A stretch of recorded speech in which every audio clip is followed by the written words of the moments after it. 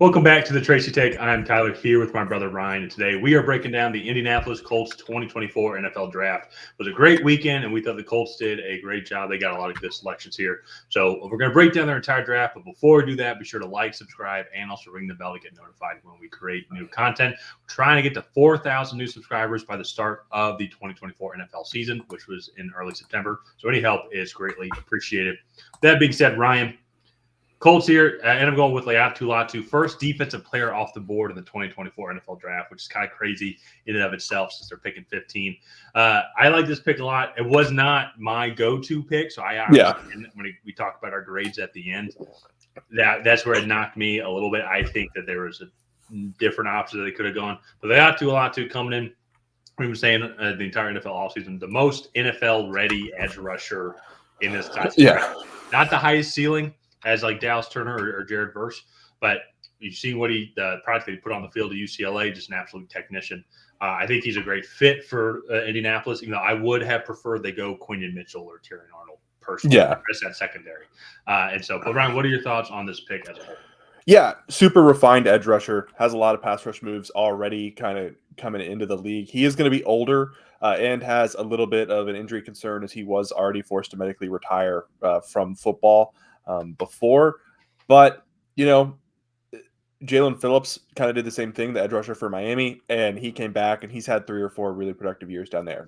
Maybe not the best example because he just tore his Achilles, but you get my point. It hasn't been an issue for him down there.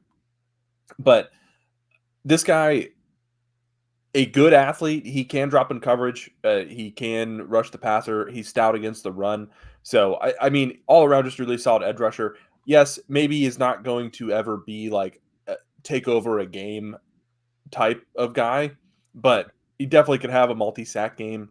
Again, very good hands, very polished pass rushing moves. I really like this pick here. I think he complements what they have already right now. Yeah. So I think I agree with you.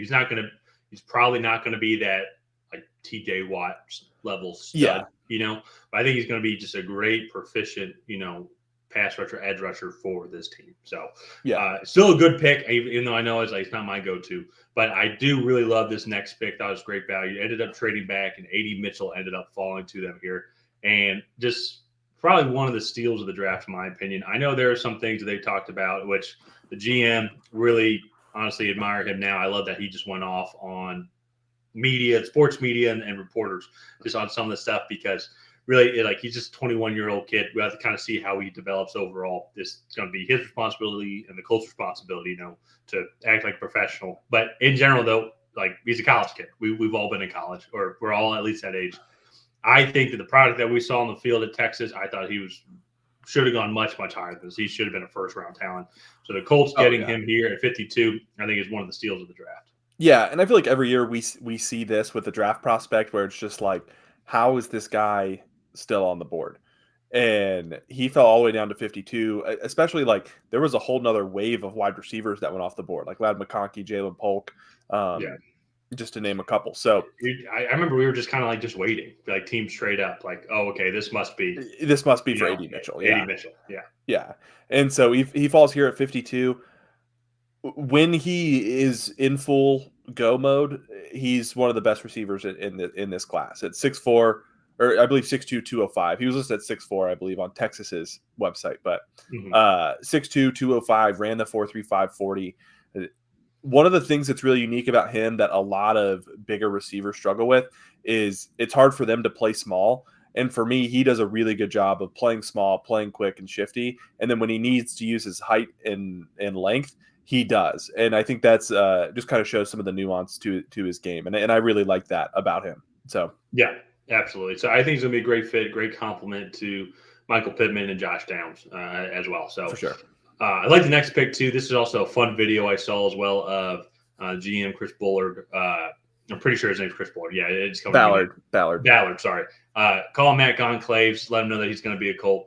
And really fun video. I'm very happy to watch. If you haven't seen it, go check it out. But Matt Goncalves, tackle from Pittsburgh, going to be a great addition to this team as well. I think just once again want to protect Anthony Richardson, want to keep having this strong running game. I feel like the Colts, they like to kind of build around as well.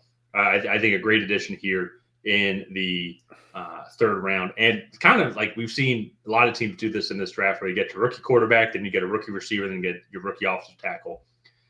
They kind of did, but you have your second year quarterback, you go get him a stud weapon, and then you go and provide more protection to him here in the third round. And so I really like this draft process in the way that it panned out for the Colts so far. What are your thoughts on? Yeah, I mean, overall, I like this draft. Matt, I believe it's Matt Goncalves. Sorry.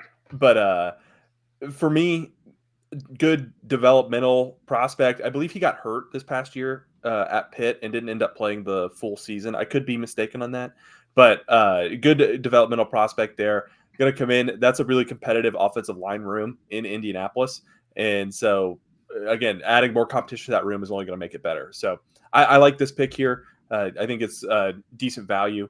But let's go ahead and move on to their day 3 picks here. Kicking things off with Tanner Bortolini, the center from Wisconsin, I believe.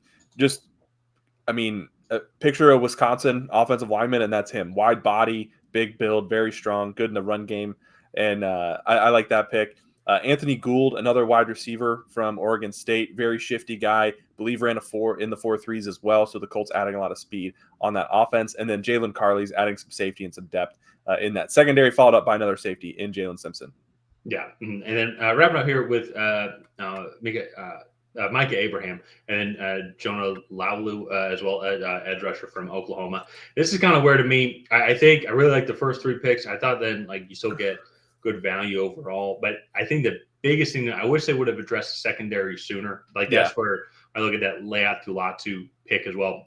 I love the fit there, but they didn't really address the secondary, which I felt was probably their biggest need overall. Mm-hmm. They got great players, especially a good value with A.D. Mitchell coming in, and then even getting Anthony Gould as well, a good developmental piece. But getting the secondary later on, that's how I would have done it. But that being said, though, still, I think you go get 2 safeties in corner here in day 3. There's a lot of guys that are great in the NFL that were drafted day 3 or not even drafted at all. So yeah. I'm just some guy on the internet. And then I think the improvement of that secondary, I think, is really going to have to come from just the development of Juju Brents and some of the guys they got last year. So let's move on to our grades. So I give them an A-. You gave them just a B. For me, I really liked Laiatu Latu coming into this draft. I think they got a plug-and-play edge rusher. One of my big things last year was I felt like they weren't that great against the run, and Laiatu Latu can set the edge. He is a run-impacting edge defender. And then also A.D. Mitchell falling all the way down there. He was my wide receiver 4 or 5. I think him and Brian Thomas Jr. were kind of the same. And to get him at 52, I think is just tremendous value. You go add some tackle depth. I do wish they would have gotten a corner, but I understand why they didn't go in that direction. Yeah, the way the board fell, I can understand that. I think, and you make great points as well. Maybe B is maybe a little too harsh, just overall, because I think B was about average amongst the teams. So I try to grade against how the teams did relative to one another. And so, I mean, I like Laiatu Latu. I feel like it wasn't the best choice there, but I think he's going to provide a good impact to the run defense, as you talked about. I think A.D. Mitchell is a great player to come in and complement this offense as well. But I think just not addressing the secondary really until late day 3. I'm curious how that's going to pan out. But to your point, though, they got Juju Brents last year. There's a couple other guys as well. Yeah, that's where I would have liked to them to go. But still, B. I mean, obviously, it's still a good draft. There were not too many bad drafts this year. No. And the Colts had a good draft. I think they got a lot of good players. And it's going to be fun to kind of see them develop and see how they do over the 2024 season. Yeah. So let's go ahead and wrap up this draft here, or this video here. If you have not already, please go ahead and like and subscribe. Leave a comment down below on what you thought of the Indianapolis Colts draft. Did you love it? Did you hate it? What would you have done differently? And on that, we will see you guys